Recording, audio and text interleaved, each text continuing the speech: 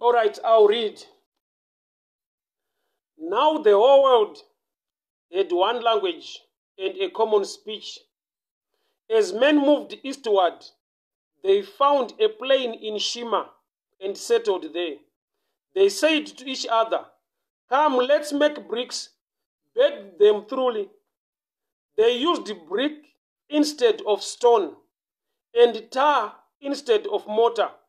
Then they said, "Let us build ourselves a city with a tower that reaches to the heavens, so that we can make a name for ourselves and not be scattered over the face of the world." But the Lord came down to see the city and the tower that the men were building.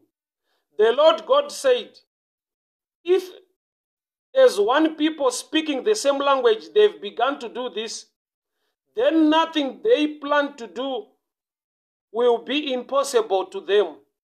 Come, let us go down and confuse their language, so that they will not understand each other." So the Lord scattered them from all over the earth, and they were stopped building the city. That is why it was called Babel, because there the Lord confused their language of the whole world. From there the people scattered. From there the Lord scattered them over the face of the whole earth. Father, we thank you for such a time. Speak your word. Instruct us, correct us, empower us for the glory of your name. In Jesus' mighty name I pray. Amen. Sister Gilta Zwandaziwa, a blessed evening to you. Tsitsido House Midrand, may the good Lord bless you. Thank you so much for tuning in. Sister Elizabeth Makamure, House Polokwane, may the good Lord bless you. Thank you so much for tuning in. So, the book of Genesis 11, from verse 1 to 10. Genesis 11, verse 1 to 10. Genesis 11, verse 1 to 10. Manerano ndatara pamusoro pe Chinangwa kana kuti purpose. Chinangwa kana kuti motive. Motive is the best way to use. Motive kana kuti Chinangwa. After the flood, people moved on. Vamwe vanhu ndokubva vaenda kunogara pabani, a plain, pabani, rainzi Shima. Ndokubva vava nepfungwa dzekuti let us build a tower that will reach to the heavens. Let us build a tower that will reach to the heavens. Toda tionesa ni mindset yevana vanhu vari kubva mukuunderstanda ka history karipo kuti vanhu pakaitika a flood and people were destroyed. So these guys, they've planned to make a tower that will reach unto the heavens. Maybe mindset yavo yanga iri driven ne disaster. Kuti long back vanhu vakafa nekuda kwe flood. Vanhu vakamanyira makomo miti vese vakava flooded in the flood. So these guys, they are trying to make a way to run away from disaster according to the mindset and knowledge yezvakaitika kumashure. Kuti pa time ya Noah kwakava ne flood nemvura, vanhu vakanyura, ma survivors vana vanga vari muark. So these guys vari kuti let us build a tower that will reach unto the heavens. So they are trying to run away from disaster. They are trying to run away from disaster. Mindset yavo ine chekuita nezvakaitika pa time ya Noah. So vaigara pa plain kana kuti pabani rinonzi Shima. Ndokubva vati let us make bricks so that we can make or construct an ark, or we can construct a tower that will reach unto the heavens. Purpose yavo unogona kufudzira kuti vanga vane purpose yekuti vaende kudenga, because vane vataura vachiti let us build a tower that will reach to the heavens. But ukada kuzviona program yavo haisi kuti vari kuda Mwari kana kuti vari kuda kuenda kudenga. Purpose yavo iri driven nefear ye disaster. They are trying to run away. A possibility yekuti pakaitika another flood, we can stand the chance because tine a tower that will reach heaven. Why am I saying this? It's just after the flood of Noah. Just after the flood of Noah, vanhu havane mindset yekuti nyika kana yakuparara kunowanzoita mvura yakawanda. So let us make a tower that will reach unto the heavens. Ukasava nekunzvera, you will think these guys, they just want to be with the Lord in the heavens. Kana kuti vanhu vanofarira zvedenga chaizvo. No, mindset yavo iri driven nekuti they want to run away from disaster.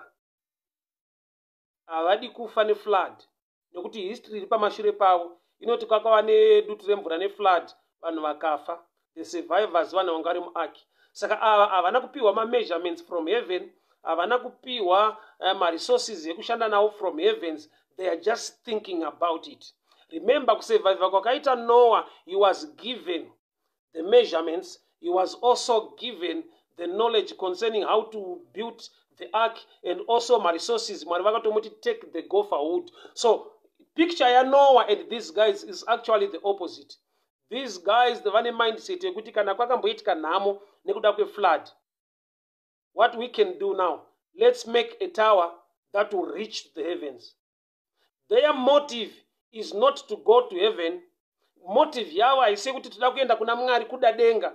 Motive yavo ndeyekuti we want to reach the heavens, so that if anything else chika affect the earth, we can just climb into the tower and we can just run away from the challenge. So their motive yanga iri motivated and try to run away from disaster. You will see with this picture, I'll explain with a deeper revelation a little bit. Mindset iripo pavanhu ava is to run away from disaster. Inzwa hama dzangu. Program yekunamata Mwari nawe yekunamata Mwari haisi program yekuti vanhu vatize dambudziko. Program yekunamata Mwari ndeyekuti vanhu vanamate Mwari akavapa upenyu, akavasika, vave fellowship neukama. Dambudziko haisi the push factor for people to seek God. That's why kana tichitotumwa kunoparidza, we must preach the good news. Good news rakasiyana nekusvika pavanhu wovapa warning yekuti kune gehena munotsva dai manamata, maproblems nhamo dzamuinadzo namatai dzipere. That way is more like building a tower that will reach heavens. Yet the people, they are not connected to God, they don't love him, but they are trying to run away from disaster. So vhangeri rekuudza vanhu kuti kune moto munonotsva harisiriro rakanzi enda unoudza vanhu vatendeuka. Chinopa vanhu kutendeuka is the goodness of the Lord. Saka richidzi gospel, gospel zvinoreva good news. So good news, you don't talk about fire, you talk about the love of God and the plan of God for people to make heaven. So these guys, they are planning. Vari kuti ayo vangatigare pasi akomana, toda kuvaka a tower that can reach heavens. Imwe problem yavari kuita vakomana ndoda ndiverenge unzwe. 4. Then they said, come us, let us build ourselves a city with a tower that reaches to heaven, so that we can make a name for ourselves. Pride is creeping in. Let us make a tower so that we can make a name for ourselves. They are self-centered. Mindset yavo iruda kuti they must make a name for themselves. Kureva kuti they are forgetting nauye kuti the name that is above every name rinofanirwa kunamatwa nekurumbidzwa is the name of Jesus. So vabvisa zita raJesu, havasi kuda zita raJesu. I will show you kuti sendiri kuti vakabvisa zita raJesu. Pavangoti let us build a tower so we can make a name for ourselves. Pride yaita creep into their mindset kuti we want to make a name. Let us build a tower that reach heavens so that we can make a name. Uri kuzviona kuti nyaya haisi kuti vari kuda kuenda kudenga, vari kuda kukama naMwari. Aiwa, they want also to make a name, but vachiita sekunge vari kubuilda chinhu chekudenga, but with their tag name on it. Whenever you see a preacher achiedza kuparidza vhangeri rekudenga, but achibvisa the name of Jesus, achiisa kugona kwake nekuziva kwake, he is building a tower of Babel. Tower of Babel iri kuvakwa nevanhu vari kuti we want to make a name for ourselves. Yet they are building a tower that will reach heavens. Yet, although they want their names. Let's build a tower so that will make our names known and make a name for ourselves. We are living in such a time. People sometimes they know much about the men of God. They don't know much about the God of the men. Why? Because the men of God sometimes you spend much time about talking about his anointing, about his calling, about how God uses him. He forgets to tell people the love of God and how God can heal people, how God can deal with people, or how can people have a relationship with the same God. So we are living in a time, sometimes most of the ministries are more like Babel system. People, they know much about the men of God. They don't know much about the God of the men. Why? Because the man of God talks much about his knowledge, his intelligence, his success, and his calling, his anointing. The church at the end, people, they don't know much about God. What they know, their man of God is too anointed. I'm sure it's our challenge in our times. Sometimes we neglect directing people to God. We speak much about ourselves. Jesu akati, kune vese vakaberekwa nemukadzi, hakuna anodarika John the Baptist to all the prophets. John is the greatest among all prophets. So sometimes I did this understanding. How can Jesus nominate John as the greatest among the prophets? Why? Because ugatarisa John the Baptist did not do much in terms of miracles or prophecies or whatsoever chaunga consider the kingdom. John was powerful in this area. But Jesus ndaakati, there is none greater than John. Let me show you the secret. John the Baptist is the greatest on this note. John showed people Jesus. Jesu achuya Johanna anoti, iro gwayana rashe rinobvisa zvivi zvenyika. Which means no matter you are into miracles and whatsoever, but the greatest thing in the kingdom is to point people to the plan of God, to point people to salvation, to point people to Jesus, or is to introduce Jesus to humankind. John the Baptist is the greatest among all prophets without any miracle recorded, without doing many things. I love miracles. I know God can do miracles. But the best and the greatest of the kingdom is to show people or to surrender people to Jesus. Say Jesus ati from the maprofita yes wakaberekwa nemukadzi akuna ndarika John. You see the other prophets did not have that privilege to show people kuti Jesu ndeuyu. They were just prophesying the coming of Jesus. They were talking, ana Isaiah vakati mhandara ichava nemwana. But when it comes to John the Baptist, asitaura pamusoro pemhandara ichava nemwana, arikutaura pamusoro paKristu wacho kuti this is the man. John akabata Jesu akamubhabhatidza. In other words, Jesu arikuti John is the greatest. Why? Because ndiye akaita get hold of the truth, get hold of the Son of God, get hold of the Messiah. Rake zita akabvuma iye. So people came to John. Ndobva vati murume uyo wamakabhabhatidza ane vanhu vakawanda, is also baptizing people there. John ndobva vati ini ngandidupukiswe, iye ngaakudzwe. John akati no, it's not about me, it's all about him. That's why even the death of John was more like a surrender issue. Why? Because people were believing in John to the level yekuti vakauya kuna John vachibvunza kuti are you the one? Are you the one?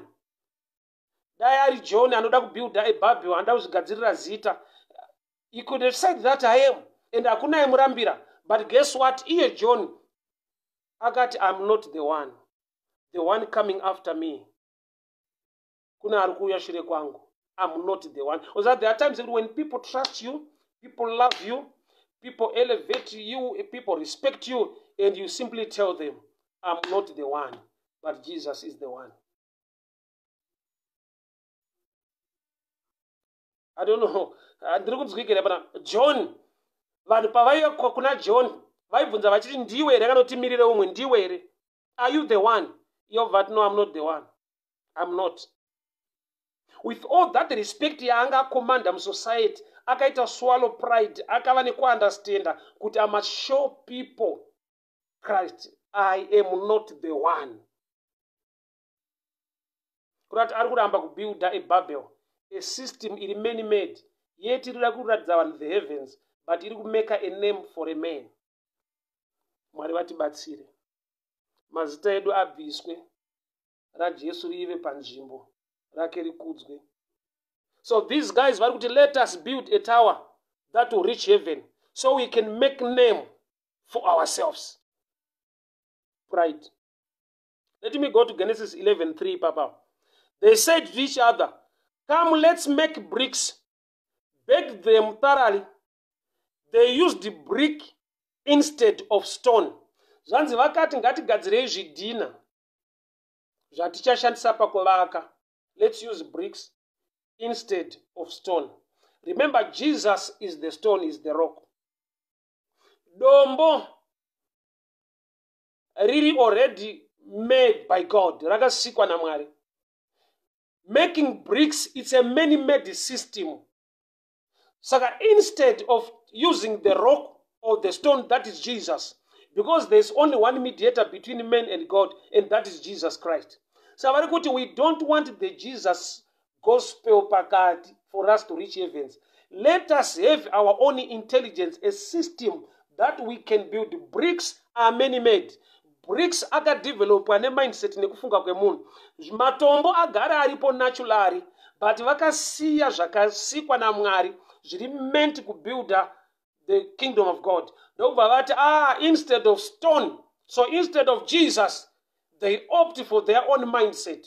Let us make bricks.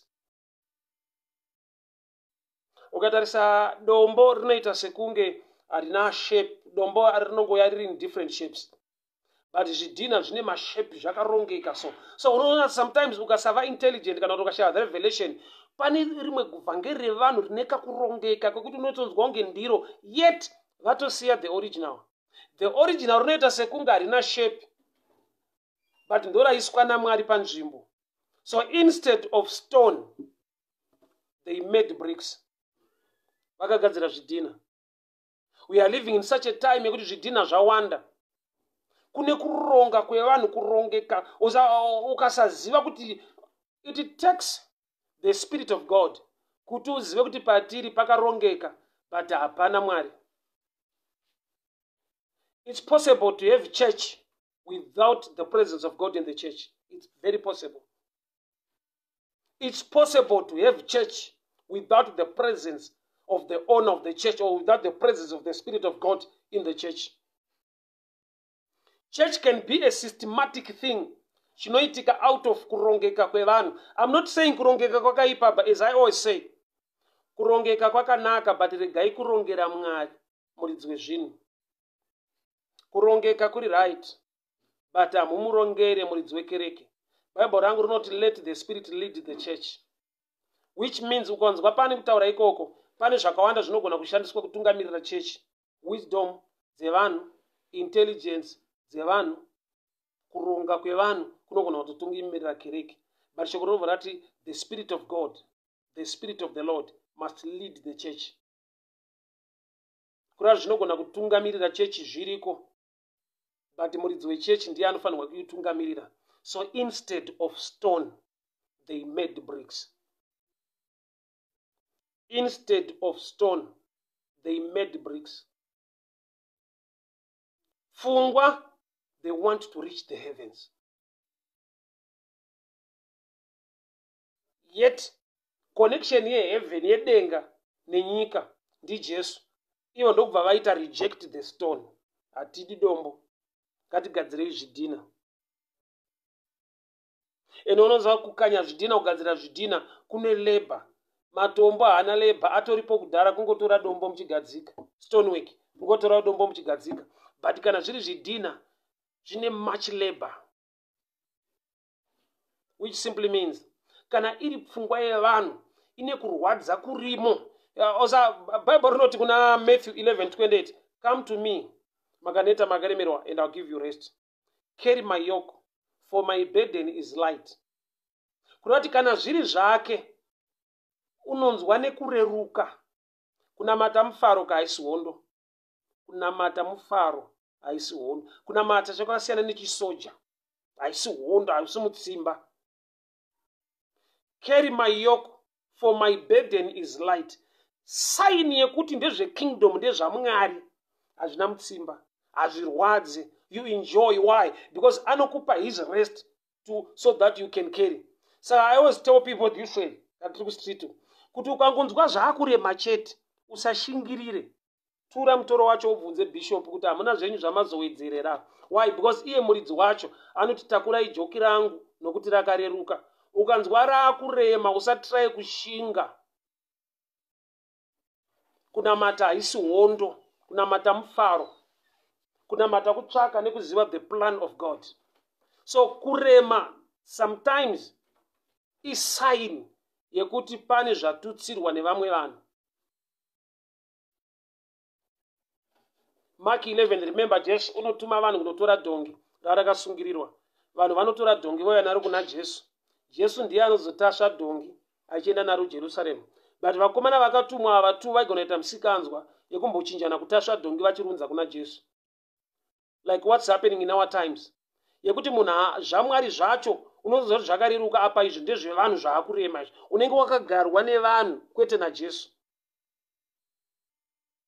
Burden rawakatakura manje harisisiri rekingdom. Uri kutakudzwa burden rehuman mindset, rekuronga kwevanhu. Unonzwa kuti izvi zvatakuita pano ndezvevanhu, but unoziva kuti umwari hwacho hapasisina, but takuita program dzevamwe vanhu panapa. Because even the name of Zanzi, let us make this tower and make a name. Do you know that somebody can make a name pazvine zita raMwari, but popedzera paakuzikanwa iye kudarika Mwari wacho? They are building a tower that will reach heavens. Kurati nyaya ndeyekudenga. But chinzwa motive to make a name for ourselves. People have made names to an extent yekuti sometimes church, church they don't know much about Jesus. They don't know much about the kingdom. What they know is our man of God is too anointed. He has been called by God, is anointed. He can pray for people. Things are happening. It's good. People are anointed to do the exploits in the kingdom. But at the end of the day, it is the name of the Lord Jesus that must be elevated above everything else.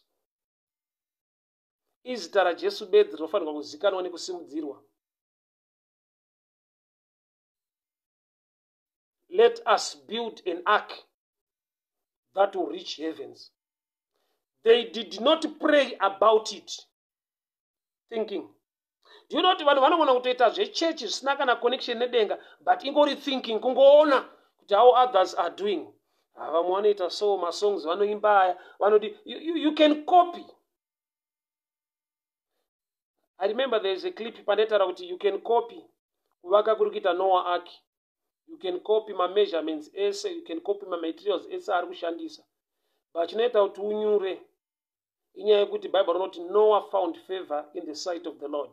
Not the ark, but Noah. So it is the person. So your personal relationship matters most than to be in a system. This is the right church. We are copying many things. But if your relationship is linked in Mwari wacho, kukopa Noah kuconstructa ark, ukakopa zvese, one thing you cannot copy is the favor upon him. The favor upon him. So these guys, they are building a tower to reach heavens. Saka pese pane unyengeri, pese pane utsotsi, hapazoshaya zvinechekuita nedenga so. Amen haashaike, glory haashaike. Papa pane masystems anongokuchovhera kuti ungonzwa kunge pane zvedenga zviripo. We want to make a tower that will reach the heavens. Mataura here naMwari wacho wekudenga havana. But vakagara pasi vakati, let us. They said to each other. They did not pray about it. Thinking, Baba. They said, kune vanhu vokuti vanoinzwa zvamwari hazvisi mulevel yethinking. Zvamwari kusarenda the way you think or receive the mindset of God. Romans 12:2. Your mind must be renewed by the word, which means mindset yako, no matter une good thinking, no matter you are intelligent, when it comes to the spiritual things, you must surrender unto him to know his will. But these people were going to let us. Chinhu chekurongwa nevakomana, chinhu chevakomana kuti let us. Ngatigadzirei a tower that will reach heavens. So we can make a name for ourselves.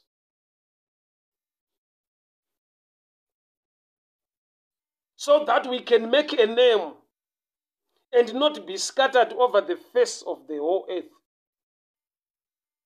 But the Lord God came down to see the city and the tower that the men were building. And the Lord said, if as one people speaking the same language they've begun to do this, now nothing they plan to do, which means this was out of human plan, nothing they plan to do will be impossible for them.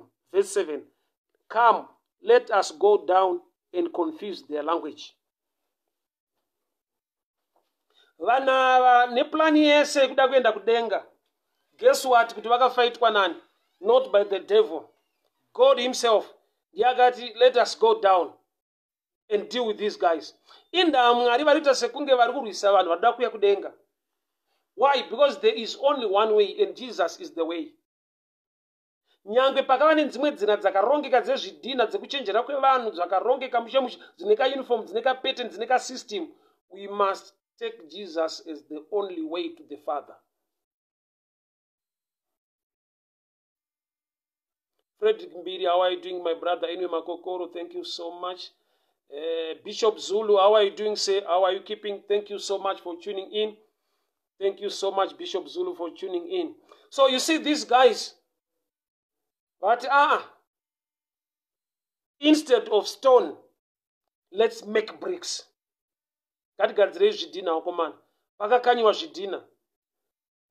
Mazuva adai pakasvika kana manews reporter achibvunza kuti ko zvidhina zvamuri kukanya zvakawanda kudai ndezvei, vaiudzwa kuti toda kuenda kudenga. Denga ravo vanga varifunga, denga varida. But pese paunoita zvinhu zvine chekuita nedenga, get into prayer. Seek the mind of God. Get knowledge from above. Just because their motive was wrong,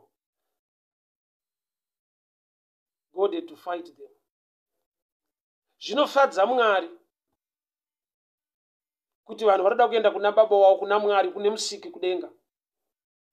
But ava vakafaitwa naMwari muridzi wedenga, let us go down. Tinodhila nevanhu ava because vada kuya kuno. Kuda kuti nzira bedzi inongofadza Mwari ndo yavakarejecta. They rejected stone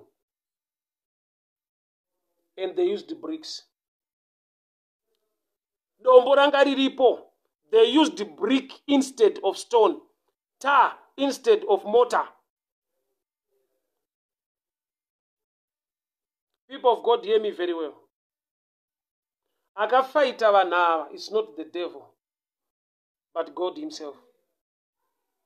Let us go down and confuse their. Sandoda tuone picture. Vanava strength yavo yanga iri pa unity. Let me talk of unity a little bit. Strength yavanava yakapupurwa naMwari ndeyekuti because these guys, they are speaking the same language. They are one people and speaking the same language.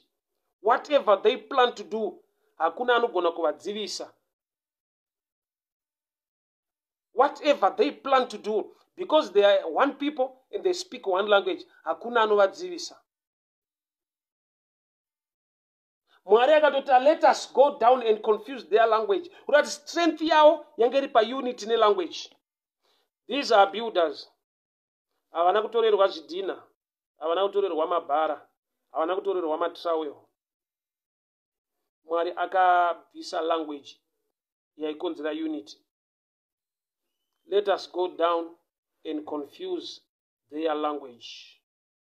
Mashoko avaitaurana vachinzwanana ndo akabviswa. Ndauti bati mazwa mashoko avaitaurana language, kutaura kwavaita, kunzwanana kwavaita mashoko, words.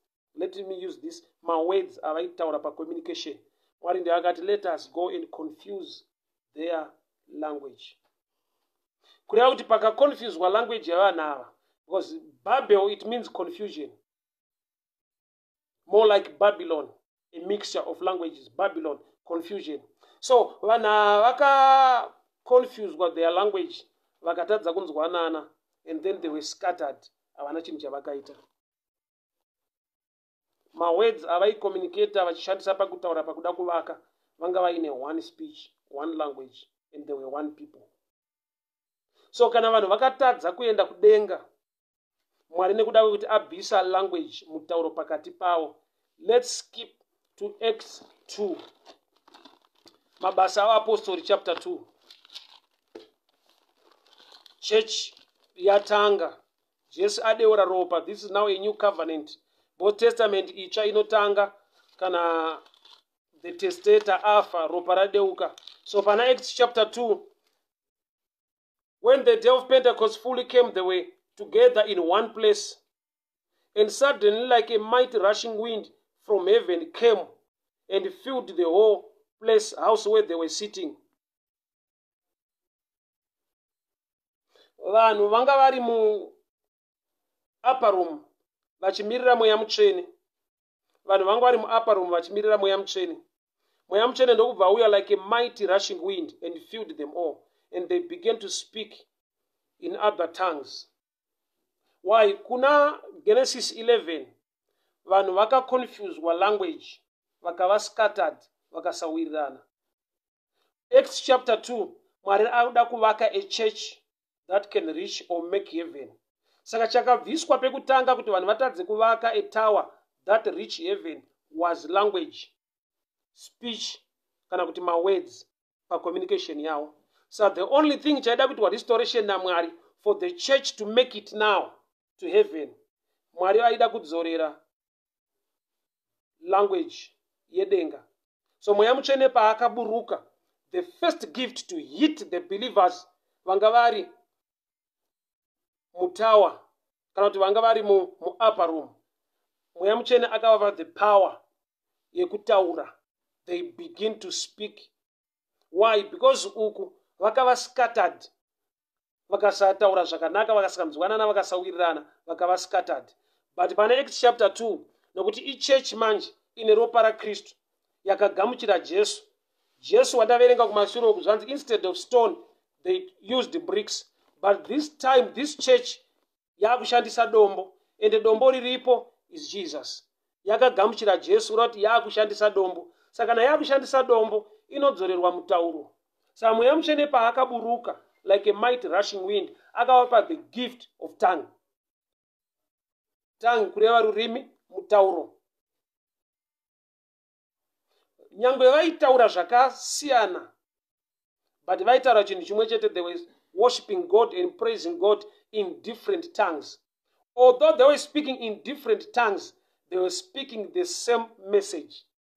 Nokuti pana Genesis 11, vanhu vaivaka a tower vachishandisa zvidhina, vanga vane one language yakaitwa scatter naMwari. Sei Mwari afaita vanhu vane wrong motive. What we want to make a name for ourselves. Number 2, instead of stone, they've used bricks. Ma bricks, they are many-made. Stone, chinhu chingori created by God, chiro already available. But instead of stone, instead of Jesus, they used their own philosophy, their own thinking. Let us make a tower to make heavens.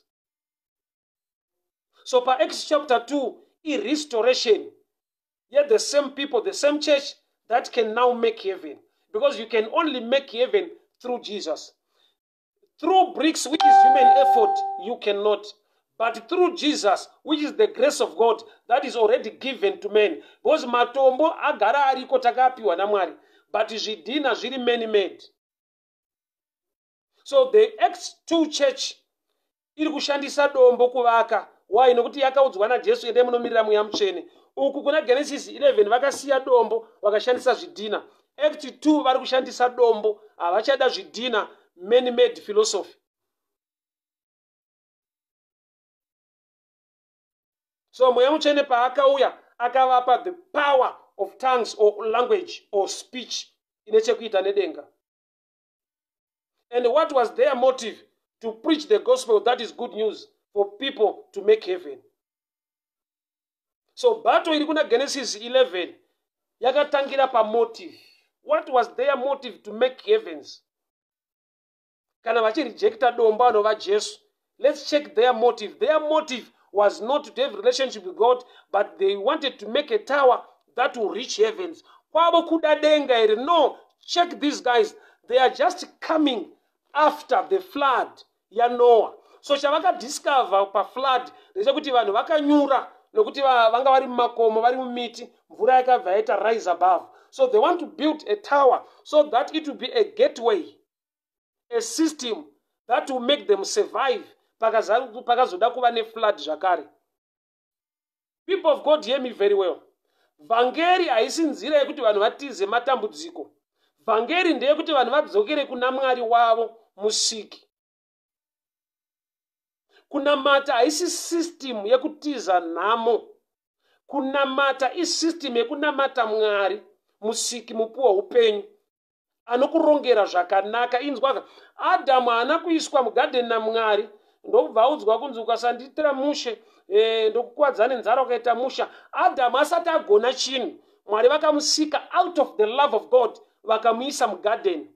God formed man and God put man into the garden. Kurati kuiswa kwemunhu mugarden naMwari yanga isiri prayer. That's the mind of God. So these guys pakubuild a tower to make the heavens, their motive, unukatarisa the background, motive yao, they want to run away from the flood by using a system, it very tall, it very higher, so that they can make heavens. Without praying to God, asking for wisdom and knowledge, vakati let us, it's their own plan. Shika Bible randiti ye Mwari achitotaura pachake, anoti this plan, whatever they will plan to do, nobody will stop them. It's human plan. We don't worship God through our own human plans. We must surrender our knowledge to the knowledge of God. Kunamata kuziva pfungwa ya Mwari zvaanoda iye. Akada kuti ndoda kunamata kuburikidza na Kristu Jesu. No matter wagadzira a system, it is so good, it is still bad because we reject a godly given system.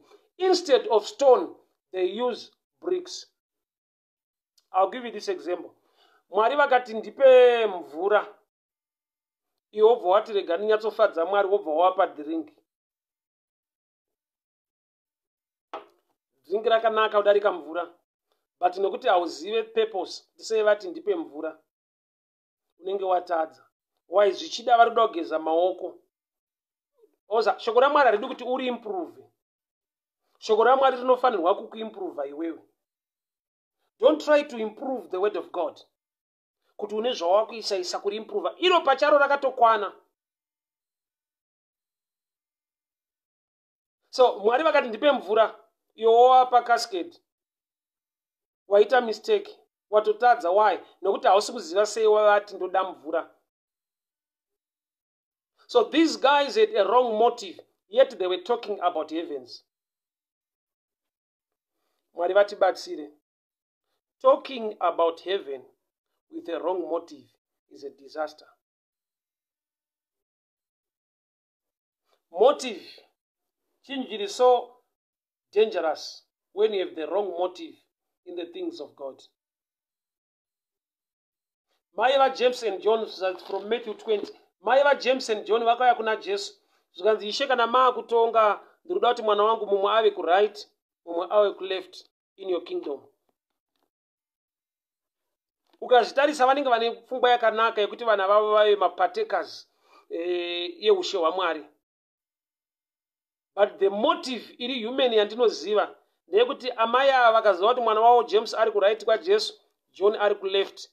She can live anyhow and she can threaten people. Kuti nini ukandita rough kudenga uende because mwana wangu John and James, they are on the throne, they are ruling. Motive is dangerous. And the Mwari wedu unoziva the motive behind everything that you can do. Even chaunoita in his name, he knows the motive why you are doing it. These guys, they said, let us build a tower that will reach heavens. Chinangwa motive, so that we can make a name for ourselves. It's about heavens, but what's the motive? Making a name for themselves. And God himself fought these guys. Neimwe nguva vanhu vakauya kuna Jesu zvikanzi Ishe munodzoka rini?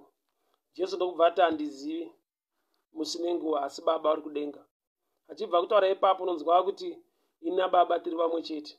So you see kuti he's answering yakaloda wisdom nokuti he understands the motive of men. Why? Because Jesu haangatadze kuziva. Why? He is the Word. The Word was with God, and the Word was God, and the Word became flesh. Kurati Christ Jesus has knowledge padare kudzoka. But paakabvunzwa kunzi munodzoka rini, chakaita kuti ati handizive, haisi nyaya yekuti haazive, inyaya yekuti ane wisdom, anoziva kuti sei vabvunza. So there are times when you know the mindset of the wisdom of God, you don't answer every question. Sometimes you must answer the motive of that question to humble the men asking you that question. Haisi yese mibvunzo yaunofanirwa kupindura. Imwe mibvunzo unofanirwa kupindura Chinangwa sei yabvunzwa. So that inzwa vanhu pavakati Ishe munodzoka rini, kurati vari kuda date, vari kuda zuva. Munhu akaziva date, zuva rekuti Ishe vanodzoka musi wakati, he can mess up, he can do a lot of things. Achiziva kuti mazuva acho achiri kure, ozi chitamira calendar, chitamira time. Oza munhu anoziva nguva yekuda kuitika zvinhu. He can mess up around, but kana nguva dzakukwana obva adzoka panzvimbo. Saka Jesu nekuda kuti anoda kuti vanhu vagare vachinamata, vagare vakarindira, vagare vari in good relationship with God. Anobva ati handizive. Bo ndikakupai date, disaster. Vanhu vanoita zvavanoda nozva kuti kana wiki racho rakukwana tozotendoka tozodii. Saka to keep them in a system yekuti varambe vachinamata, anovapa mhinduro yekuti handizive.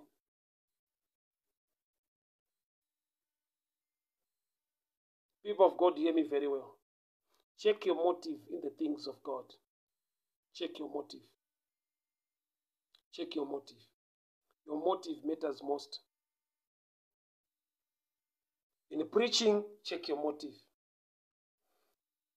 In teaching, in going to church, check your motive. Chinangwa, unozviitirei? If it is preaching, why do you preach? Do you preach to win souls? Do you preach to make a name? Well, these guys are going to make a tower that make heavens. Idenga rataurwa. Zvinoshedza vanhu vakawanda kuti pari kuitwa zvedenga, pari kuitwa zvedenga. But chinzwa ine closet vakudiscussa manje, so that we can make a name for ourselves. Yet the name to be known when you are doing the things of the heavens is Jesus. Mwari wenyasha atibatsire. Check your motive. Check your motive. Check your motive.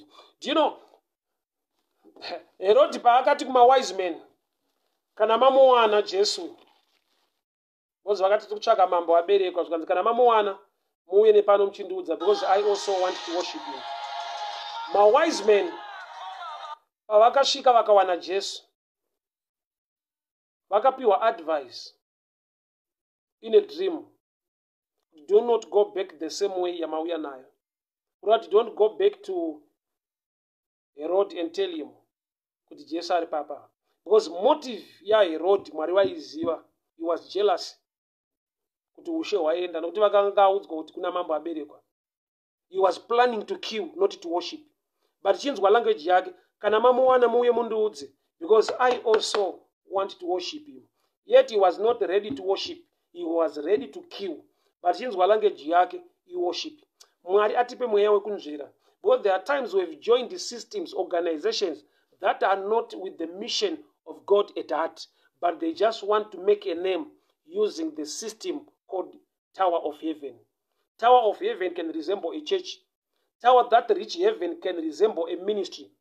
Check the motive. Maybe ukatadza kuona motive yao because maybe they do it in secret. Check the systems they are using. Are they using the stone, the rock, that is Jesus, or they are using bricks, many strategies?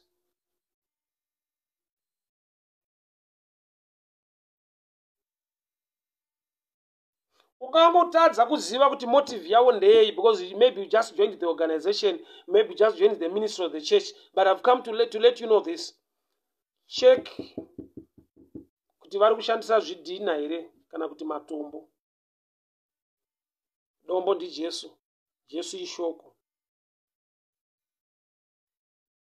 Shoko rikabviswa, vanoisa mashoko avo nekuronga kwavo nekungwara kwavo. Saka pese pekuti shoko haripo, kuda kuti vari kubvisa dombo. There's a touching story I'll talk about it. Ndakataura nyaya yekushanda. Kune mwana akadhutwa kuMalawi nemukadzi anoimba kunzi Madonna. Ndandifunga kwa Facebook stream. Akadhutwa pamukomana so, akaenda nako kuAmerica. Izvo zvakazopisa mapictures kuti akadhutwa kumwana akadzoka kaka musikana. Vabereki vakabereka mwana mukomana akadzoka musikana. Nenyaya dzeadoption vachifara kuti aenda kwazodii. Kune zvinocheka mambudu. Munenge muna bhudhi venyu kudzoka atete venyu. Unozoona tachipiswa.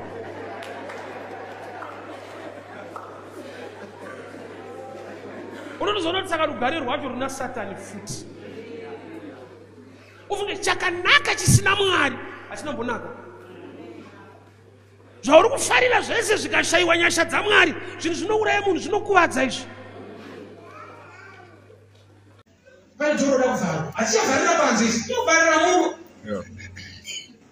Why? Because munhu maita vanhu vanosvikana kuita Jesu chinhu vanoti what a waste. Adaita mashoko anotsoropodza. What a waste kuti saura kuita izvi chine value vari pachauri kuitira. Yet they were following Jesus. Vaitevera Jesu vane mashoko anorwadza. Jesu achitirwa zvakanaka vaita ndokutambisa. Pese pawafunga kuitira Mwari chinhu chatarisana vanokomberera maoko. Vanokushedza kuseri kuti maakufarisa. Nemakore tipatete azviitwe zvitikama. Arikukudaro here, pane zimota ripadza. Mwari anokurangarira kutowanawo kadiko zvako. Kana kastendi kauda kuti Mwari Victory ada kukupa ndekastendwo zvako. Uri kuudzwa neanzi proud nezimota ripanza. Memba panza. Kuti aiwa tsana. Achidaro. What a waste. Ukavaterera uno waste kwa mlimo. Nokuti iri kuitwa nemukadzi ainobva yaiparidzwa. Yakatonzi ngaichiparidzwa yaitwa. Oza pane time yekuti vanhu vanokubvunza saka unamata kwacho unombonamatirei. Boza hatina zvatiromboona izvo. Pane time yekuti hapana chinooneka. Uchitonamata hapana chinoratidza kuti munhu anonamata uyu. Zvinodaro. Asi nguva inokwana. Nekuda kwokuti Mwari wacho wakatendeka. Zakaria akapiwa expiry date yeproblem. Kuti pachaberekwa mwana uchataura. Ndauya kuzopa expiry date to your problem. Why? Because Mwari uyu wakatendeka.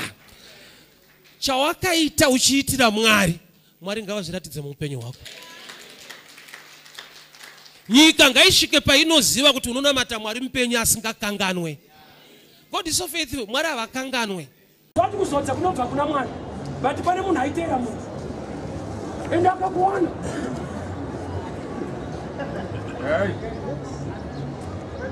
Ndipeiwo kuzodza. Akaramba achitera Elijah. Iye Mwari kudenga ariko. But kwakaterwa munhu. Munomboziva here kuti ukashaiwa revelation pamusoro pemashandiro aMwari, unoramba uchinetsa Mwari. Zvinhu zvacho akazunza panyika, but zvakafanira kubatiswa munhu wasiri kuda. Bhaibheri kudza baba vako namai vako mazuva ekurarama awedzerwe. Izvozvo hazvimbodi prayer izvozvo. Zvongoda kuvatengera shuga. Problem yatinayo tinofungidzira kuti vana vanochengeta vabereki. That's low level. Let me explain better. Haukwanise kuchengeta mbereki wewe. Say, I'm teaching from the scripture. Iwo ukaremekedza vabereki vako mazuva ekurarama anowanda ndani. iwo wawapa shuga iwo vakupa kalori ari kuchengeta umwe ndiana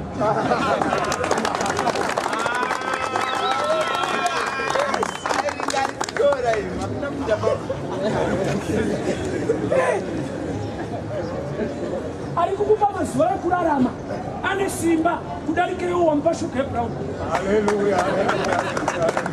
Saka wasafungidzira kuti kuchengeta vabereki kuchengetwa nevabereki zvekuti kana usingachengete vako wakazvimaka hauna kuvamaka wakazvimaka izvozvo hazviwanikwe kana muna pasta wako inzwa